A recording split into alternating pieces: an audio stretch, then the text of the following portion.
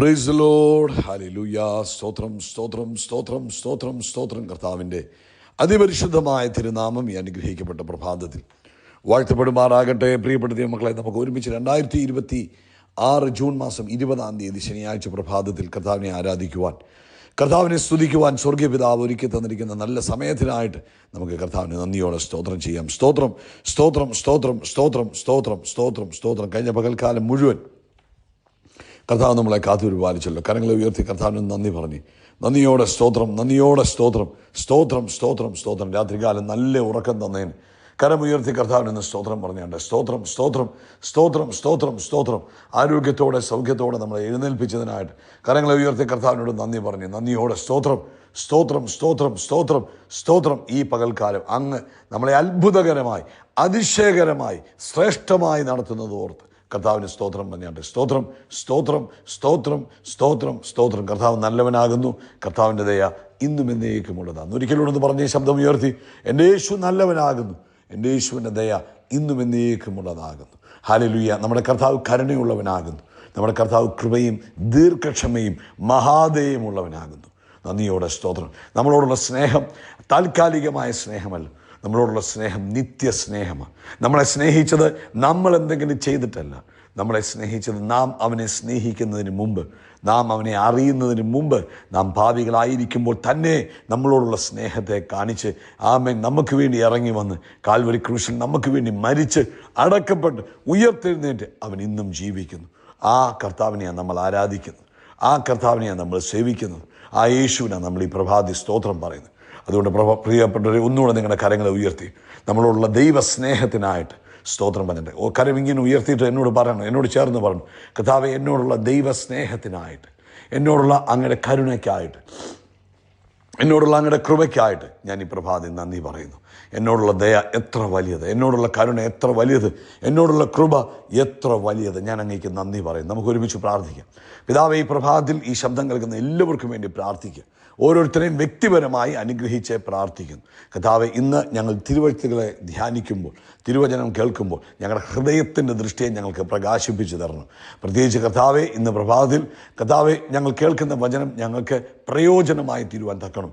വചനത്തിൽ ആഴമായി വിശ്വസിക്കുവാൻ അങ്ങ് ഞങ്ങൾക്ക് കൃപ തരുന്നതിനായിട്ട് സ്തോത്രം ചെയ്യുന്നു. കർത്താവേ, ഇന്ന് ഈ സന്ദേശം കേൾക്കുന്ന എല്ലാവരെയും ഓർക്കുന്നു. പ്രത്യേകിച്ച് നാളെ നീറ്റിൻ്റെ എക്സാം ആണല്ലോ. ഞങ്ങൾ പ്രത്യേകം കുഞ്ഞുങ്ങൾക്ക് വേണ്ടി പ്രാർത്ഥിക്കുന്നവർ വീണ്ടും നീറ്റിൻ്റെ എക്സാം എഴുതുമ്പോൾ അങ്ങയുടെ സ്പെഷ്യൽ ഗ്രേസ് അവരുടെ കൂടെ ഉണ്ടാകണം, അങ്ങയുടെ സ്പെഷ്യൽ പ്രൊട്ടക്ഷൻ അവരുടെ കൂടെ ഉണ്ടാകണം. അങ്ങയുടെ ജ്ഞാനാത്മാവിനാൽ അവരെ നിറയ്ക്കണം, അങ്ങയുടെ ബുദ്ധി അവർക്ക് കൊടുക്കണം, അങ്ങയുടെ ഓർമ്മ അവർക്ക് കൊടുക്കണം. കർത്താവെ, ആദ്യം പെർഫോം ചെയ്യുന്നതിനേക്കാൾ അധികം ആയി പെർഫോം ചെയ്യാൻ, അവൻ നല്ല റാങ്കോടുകൂടെ അത് പാസ്സാകുവാൻ, അവരാഗ്രഹിക്കുന്ന ഇടങ്ങളിൽ അവർക്ക് അഡ്മിഷൻ കിട്ടുവാൻ കർത്താവ് ഇടവരുത്തുന്നതിനായിട്ട് സ്തോത്രം. ഞങ്ങൾ ഒരുമിച്ച് കർത്താവെ, ഇന്ന് ഈ പ്രാർത്ഥിക്കുമ്പോൾ ഞങ്ങൾ ഒരുമിച്ച് ലോകത്തിൻ്റെ പലയിടങ്ങളിൽ ഇരുന്നുകൊണ്ട് നാളത്തെ നീറ്റ് എക്സാമിനെ അനുഗ്രഹിക്കുന്നു. അത് ഏറ്റവും ഭംഗിയായി നടക്കട്ടെ, അത് എൻ്റെ കുഞ്ഞുങ്ങൾക്ക് അനുഗ്രഹമായി തീരട്ടെ എന്ന് പ്രത്യേകം പ്രാർത്ഥിക്കുന്നു. ജോലിയില്ലാത്തവർക്ക് വേണ്ടി പ്രാർത്ഥിക്കുന്നു. കർത്താവ് വഴിയും വാതിലും തുറക്കുന്നതിന് സ്തോത്രം. യേശുവിൻ്റെ നാമത്തിൽ ജോലിയുടെ വാതിലുകൾ തുറന്നു വരട്ടെ. ആമേൻ. എല്ലാ തടസ്സങ്ങളും മാറിപ്പോകട്ടെ. ശത്രുവിൻ്റെ പദ്ധതികൾ യേശുവിൻ്റെ നാമത്തിൽ തകർന്നു മാറിപ്പോകട്ടെ. കർത്താവെ, അതുപോലെ ഈ പ്രഭാതി കർത്താവെ, ലോകവ്യാപകമായി കർത്താവിൻ്റെ വേലയിലായിരിക്കുന്നവരെ ഞങ്ങൾ ബ്ലെസ് ചെയ്യുന്നു. നാളത്തെ സഭായോഗങ്ങൾ ലോകവ്യാപകമായ ഒരു വലിയ ഉന്മേഷത്തിനും ഉണർവിനും അനുഗ്രഹത്തിനും കാരണമായി തീരണമെന്ന് പ്രാർത്ഥിക്കുന്നു. പ്രാർത്ഥന കേട്ടതിനായിട്ട് സ്തോത്രം. യേശു ക്രിസ്തുവിൻ്റെ നാമത്തിൽ തന്നെ. ആമേൻ, ആമേൻ, ആമേൻ. കർത്താവ് നിങ്ങളെ ധാരാളമായിട്ട് അനുഗ്രഹിക്കട്ടെ. ദൈവത്തിൻ്റെ വലിയ കൃപയും സമാധാനവും നിങ്ങളുടെ ജീവിതത്തിൽ നിറഞ്ഞു കവിയുമാറാകട്ടെ എന്ന് പ്രത്യേകം പ്രാർത്ഥിക്കുന്നു. ആമേൻ. ഇന്ന് പ്രഭാതത്തിൽ മത്തായിയുടെ സുവിശേഷം 15-ാം അധ്യായം 26-ാമത്തെ വാക്യം. യേശു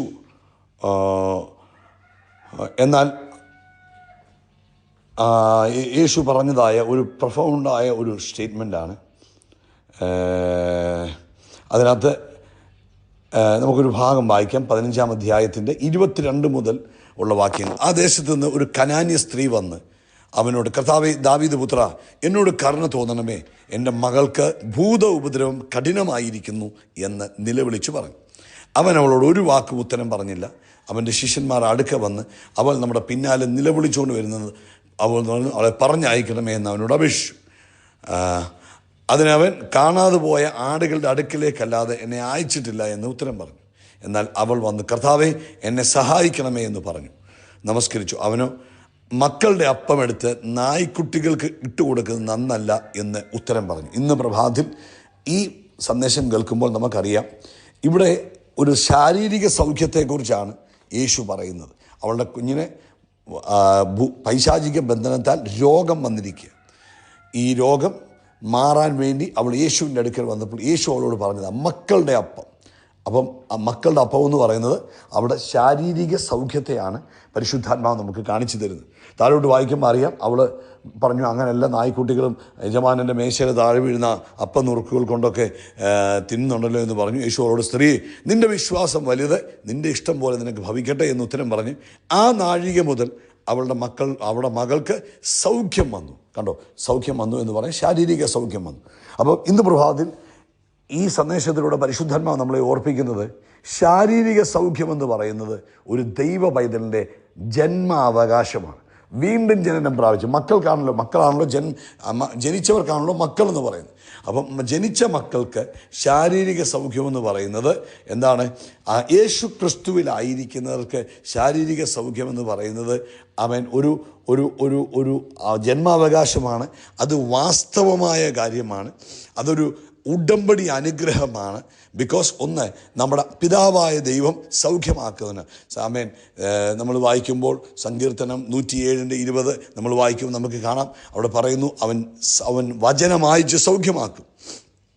103-ാം സങ്കീർത്തനത്തിൽ പറയുന്നു, അവൻ നമ്മുടെ സകല രോഗവും സൗഖ്യമാക്കുന്നു. പുറപ്പാട് പുസ്തകത്തിൽ പറയുന്നു, ഞാൻ നിങ്ങളെ സൗഖ്യമാക്കുന്ന റാഫയാകുന്നു. ആമേൻ. അപ്പം അവൻ സൗഖ്യമാക്കുന്നവനാണെന്ന് നമുക്ക്, നമ്മുടെ പിതാവ് സൗഖ്യമാക്കുന്നവനാണെന്ന് തിരുവെഴുത്തിൽ നിന്ന് നമുക്ക് വ്യക്തമായ തെളിവുണ്ട്. അതുപോലെ യേശു നമ്മുടെ രക്ഷകനായവൻ, അപ്പോസ്തലർ 10:30 പറഞ്ഞു, അവൻ നന്മ ചെയ്തു, പിശാച് ബാധിച്ചവരെയൊക്കെ സൗഖ്യമാക്കി. ലൂക്കോസ് സുവിശേഷം 4-ാം അധ്യായത്തിൽ നമ്മൾ കാണുന്നു. അവിടെ ലൂക്കോസ് മത്തായിയുടെ സുവിശേഷത്തിലൊക്കെ നമുക്ക് കാണാം, അവൻ അവിടെ ഉണ്ടായിരുന്ന സകല രോഗികളെയും, അവൻ്റെ അടുക്കൽ രോഗം ഉള്ളവർ വന്നു, സകല രോഗികളെയും എന്ത് ചെയ്തു? സൗഖ്യമാക്കി. നമ്മുടെ ഉള്ളിൽ വസിക്കുന്ന പരിശുദ്ധാത്മാവ് യേശുവിനെ മരിച്ചവരിൽ നിന്ന് ഉയർപ്പിച്ചവൻ എന്നാണ് റോമാലേഖനം 8-ാം അധ്യായം പറയുന്നത്. അതുപോലെ നമ്മുടെ മർത്യ ശരീരത്തെയും ജീവിപ്പിക്കാൻ കഴിയുന്നവനാണ്. അപ്പം അത് മാത്രമാണോ? ഈ ആത്മാവ് നമ്മുടെ ഉള്ളിൽ വസിക്കുമ്പോൾ സൗഖ്യത്തിൻ്റെ നദി നമ്മളിലൂടെ ഒഴുകുന്നത്. സോ പ്രിയപ്പെട്ടവരെ, ഇന്ന് പ്രഭാതത്തിൽ നമുക്കൊരു ബോധ്യം വേണം, നമ്മുടെ അവകാശമാണ് സൗഖ്യമെന്ന് പറയുന്നത്. ആമേൻ. അതുകൊണ്ട് ഇന്ന് രോഗം നമ്മൾ പറഞ്ഞുകൊണ്ട് നിൽക്കുകയല്ല വേണ്ടത്, നമ്മൾ രോഗത്തോടെ എതിർത്ത് നിൽക്കണം. പറഞ്ഞില്ല, രോഗത്തിന് എൻ്റെ മേൽ സ്ഥാനമില്ല. കാരണം എൻ്റെ പിതാവ് സൗഖ്യമാക്കുന്നവന്, എൻ്റെ യേശു സൗഖ്യദായകനാണ്. ആമേൻ. പരിശുദ്ധാത്മാവ് സൗഖ്യം നൽകുന്നവന്, എൻ്റെ ഉള്ളിൽ വ്യാപരിക്കുന്ന ദൈവത്തിൻ്റെ ശക്തി സൗഖ്യമാക്കുന്ന ശക്തിയാണ്. അതുകൊണ്ട് രോഗത്തിന് എൻ്റെ മേൽ അവകാശമില്ല എന്ന് തന്നെ നമ്മുടെ അധരം തുറന്ന് നമ്മൾ പറയണം. അപ്പോൾ ഇങ്ങോട്ട് നോക്കി, എങ്ങനെ നമുക്ക് ഈ രോഗസൗഖ്യം നമ്മുടേതാക്കി മാറ്റാം? ഒന്ന്, നമ്മളത് വിശ്വസിക്കണം.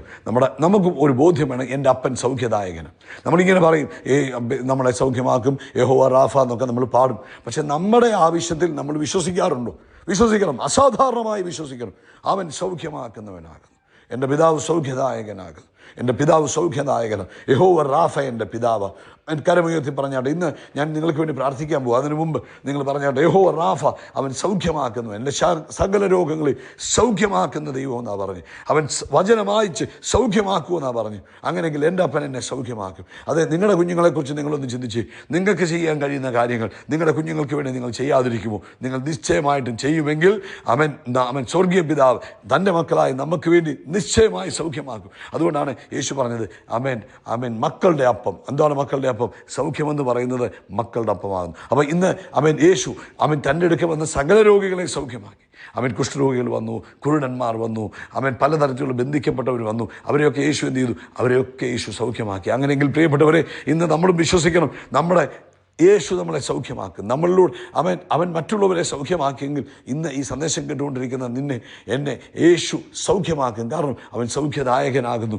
അവൻ്റെ അടിപ്പിടരാൽ നമുക്ക് സൗഖ്യം വന്നുമിരിക്കുന്നു. വിശ്വസിക്കുക. 3, പരിശുദ്ധാത്മാവ് അവനും സൗഖ്യമാക്കുന്നവൻ. അതുകൊണ്ട് ഇന്ന് പ്രഭാതത്തിൽ രോഗത്താൽ ഭാരപ്പെടുന്ന ആരെങ്കിലും ഉണ്ടെങ്കിൽ നിങ്ങളുടെ കൈകളെ ഉയർത്തിക്കൂ. നമ്മൾ ഒരുമിച്ച് പ്രാർത്ഥിക്കാൻ പോകും. പിതാവേ, ഇന്ന് ഞങ്ങളുടെ അവകാശമാണ് രോഗസൗഖ്യം, ആരോഗ്യം ഞങ്ങളുടെ അവകാശമാണ്. ആമേൻ എന്ന് ഞങ്ങൾ പൂർണ്ണ പൂർണ്ണമായി വിശ്വസിക്കുന്നു. തിരുവെഴുത്തിൽ നിന്ന് വിശ്വസിക്കുന്നു. ഞങ്ങളുടെ അപ്പൻ സൗഖ്യമാക്കുന്നവൻ, ഞങ്ങളുടെ രക്ഷകൻ സൗഖ്യമാക്കുന്നവൻ, ഞങ്ങളിൽ വസിക്കുന്ന പരിശുദ്ധാത്മാവ് സൗഖ്യമാക്കുന്നവൻ. അങ്ങനെയെങ്കിൽ കർത്താവേ, ഇന്ന് പ്രഭാതത്തിൽ ഈ സന്ദേശം കേട്ടുകൊണ്ടിരിക്കുമ്പോൾ, ഇത് പറഞ്ഞുകൊണ്ടിരിക്കുമ്പോൾ ഞങ്ങളെല്ലാം സൗഖ്യമാകട്ടെ. യേശുവിൻ്റെ നാമത്തിൽ ആരോഗ്യം ഞങ്ങളുടെ അവകാശമാകുന്നു. അത് യേശുവിൻ നാമത്തിൽ ഞങ്ങൾ സ്വീകരിക്കുക. അങ്ങനെ അടിപ്പണയുള്ള സൗഖ്യത്തെ ഞങ്ങൾ സ്വീകരിക്കുക. എല്ലാ രോഗശക്തികളും മാറിപ്പോകട്ടെ. എല്ലാ രോഗബന്ധനങ്ങളും അഴിഞ്ഞു പോകട്ടെ. കനാനി സ്ത്രീയുടെ മകൻ അല്ലെങ്കിൽ മകൾ ഭൂതോപദ്രവത്താൽ ബന്ധിക്കപ്പെട്ടിരിക്കുമ്പോൾ യേശു അവളെയും സൗഖ്യമാക്കിയെങ്കിൽ ഇന്ന് യേശു ക്രിസ്തുവിൻ്റെ നാമത്തിൽ ഞങ്ങൾ വിശ്വാസത്താൽ ഡിക്ലെയർ ചെയ്യുന്നു, ഞങ്ങളുടെ ശരീരത്തിൽ രോഗത്തിന് സ്ഥാനമില്ല, രോഗത്തിന് സ്ഥാനമില്ല. കാരണം ഞങ്ങളുടെ അപ്പൻ സൗഖ്യദായകൻ, ഞങ്ങളുടെ കർത്താവ് സൗഖ്യദായകൻ, ഞങ്ങളുടെ പരിശുദ്ധാത്മാവ് ഞങ്ങൾ വസിക്കുന്നവൻ സൗഖ്യമാക്കുന്നു. ഞങ്ങൾ അതുകൊണ്ട് ഈ പ്രഭാതി സൗഖ്യത്തെ സ്വീകരിക്കുകയാണ്. യേശുവിൻ നാമത്തിൽ സൗഖ്യത്തെ സ്വീകരിക്കുകയാണ്. യേശുവിൻ നാമത്തിൽ സൗഖ്യത്തെ സ്വീകരിക്കുകയാണ്. രോഗത്തെ ഞങ്ങൾ റിജക്റ്റ് ചെയ്യുന്നു. സൗഖ്യം ഞങ്ങളുടെ അവകാശമാകിയാൽ സ്തോത്രം. സൗഖ്യമാക്കിയതിന് സ്തോത്രം. ആമേൻ. സ്വാതന്ത്ര്യം തന്നതിന് സ്തോത്രം. യേശു ക്രിസ്തുവിൻ നാമത്തിൽ തന്നെ. ആമേൻ, ആമേൻ, ആമേൻ. കർത്താവ് നിങ്ങളെ സൗഖ്യമാക്കിയതിനായി കരമുയർത്തി ഒരു സ്തോത്രം പറഞ്ഞ് സ്തോത്രം, സ്തോത്രം, സ്തോത്രം. ഈ മെസ്സേജ് നിങ്ങൾ പിൻ ചെയ്ത് വെച്ചേക്കണം. എപ്പോൾ ശാരീരിക അസ്വസ്ഥത തോന്നുന്നു അന്നേരം ഈ സന്ദേശം നിങ്ങൾ കേൾക്കണം കേട്ടോ. കർത്താവ് നിങ്ങളെ അനുഗ്രഹിക്കട്ടെ. ആമേൻ. അവൻ നമ്മുടെ തല എണ്ണ കൊണ്ട് അഭിഷേകം ചെയ്യും. നമ്മുടെ പാനപാത്രം നിറഞ്ഞു കവിയും. നന്മയും കരുണയും നമ്മുടെ ആയുഷ്കാലമൊക്കെയും നമ്മളെ പിന്തുടരും. ആമേൻ, ആമേൻ. നമ്മൾ ആകാശത്തിലെ നക്ഷത്രങ്ങൾ പോലെ, കടൽക്കരയിലെ മണൽത്തരി പോലെ അത്യന്തം വർദ്ധിച്ചു വരും. We are blessed, we are really blessed, we are permanently blessed and highly favoured. God bless you, God bless you, God bless you. പ്രിയപ്പെട്ടവരെ, ആരെങ്കിലുമൊക്കെ രോഗികളായിരിക്കുന്നവർ കൂടെ നയിച്ചു കൊടുത്ത് അവരും അനുഗ്രഹിക്കപ്പെട്ടെ, സൗഖ്യമാകട്ടെ യേശുവിൻ നാമത്തിൽ. ആമേൻ. കർത്താവ് അനുഗ്രഹിക്കട്ടെ.